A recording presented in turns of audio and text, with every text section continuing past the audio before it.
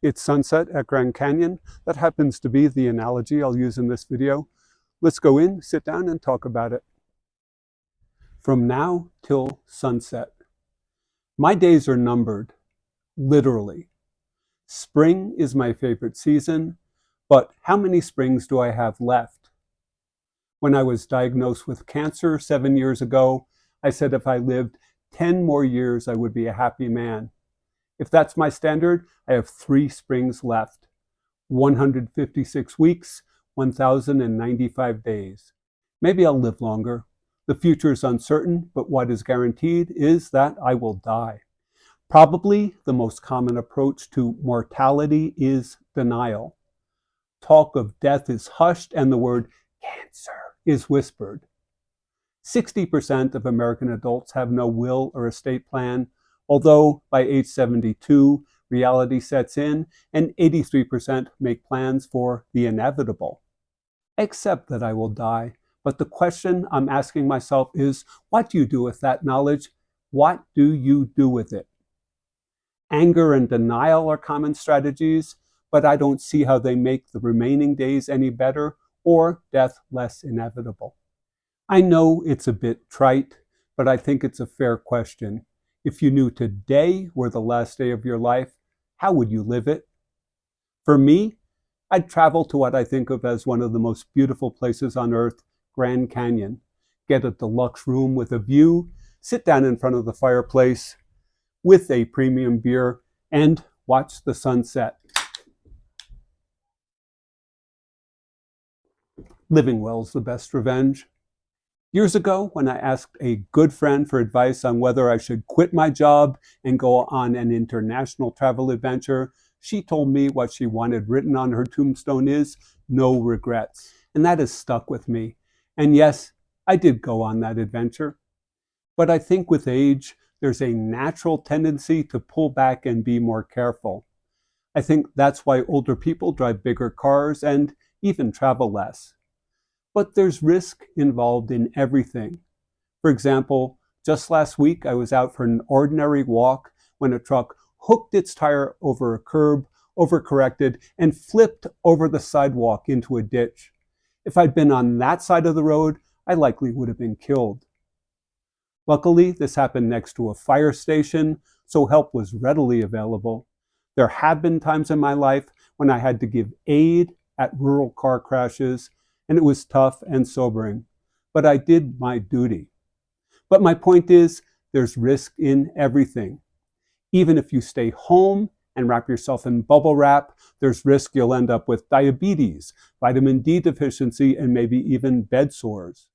All strategies have risks, even trying to stay safe. I think that's the nature of life. But getting back to the question, what do you do with it? What do you do with the knowledge that you only have from now until sundown? For me, I think first is accepting that you're not responsible for the state of the world. I always hoped for a better world, and I thought it was my responsibility to try to make that happen. But in my numbered days, I accept it will not happen, and that relieves me of responsibility. For example, one of my sayings is, the older I get, the colder I get. I used to keep my thermostat set low, both to save money and to reduce global warming. Relieved of that responsibility, I've begun turning it up when I get cold. Another response is to live in the moment.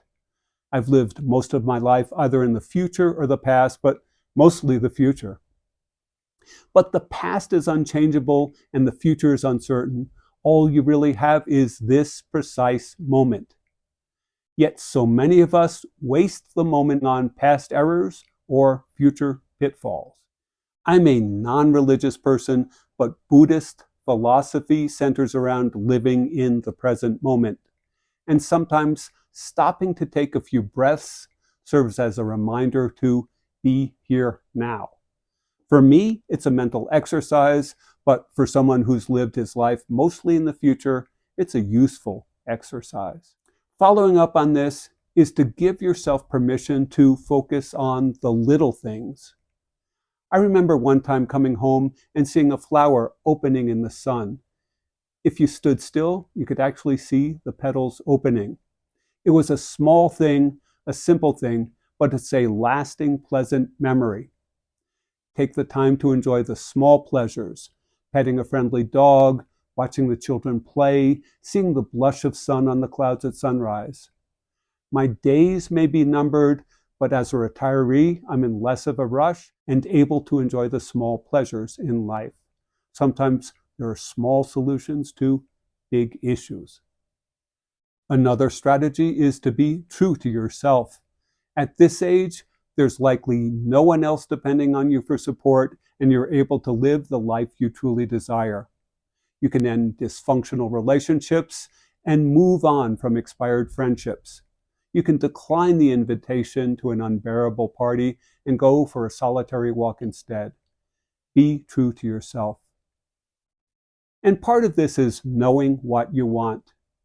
In determining this for myself, I decided to look back at what I liked as a young teen. I mean, at that time I had no real responsibilities, no job, no long-term relationships, plenty of desires, but few real goals. And I pretty much lived in the present moment. Not so different from where I am now. So, what did I like then? I liked listening to music, and the higher the quality of the sound system, the better. I liked cars, reading about them, looking at them, and as soon as I got a license, driving them. And I liked to travel, but that trip to my past was surprisingly affirmative for the choices I make now. You see, I still like music. The higher the quality of the sound system, the better. I still like cars, and I still like to travel. Time has modified some of these things.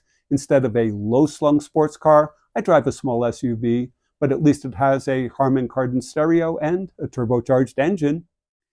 If I were to make a list of my illnesses and grievances, it would be long.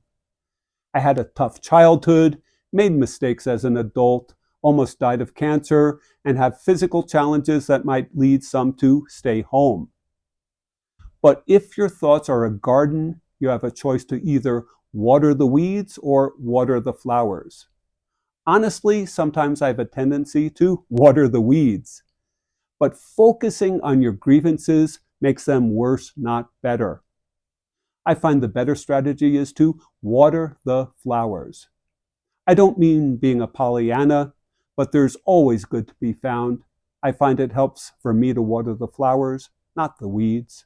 And a derivative of this is to challenge myself to be a better man.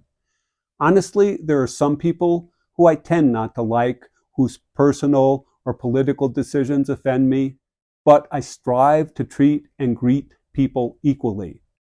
Probably hiking at Grand Canyon is where I first started doing this. I work hard to be a friendly presence on the trail to everyone, even if they ignore me, even if their political statements or religious costumes represent ideas I disagree with. And it works. I find that people with whom I might disagree can also be friendly, helpful, and kind. My judgments, in fact, are often wrong. When I decide to be a better man, I find that I live in a better world. Nearing the end, as I said in a video about a hard but successful hike, nothing worth doing is ever easy. It's not easy to get up at 2:30 in the morning, hit the trail 2 hours before sunrise, but the resulting pleasures of the hike make it worthwhile to me. My days may be numbered, but that's what I want to do with them, to be true to myself, to be in the present, to be a better man, and to live, live, live. I want to squeeze the best out of each remaining day. That's my answer to what do you do with it? In honesty, I made this video for myself because I would often find myself laying awake at night asking, what do you do with it? What do you do with mortality? So this process has helped me to organize my thoughts. But along the road, I thought I'd share it with you. Let me know how you deal with this issue, and thank you for watching.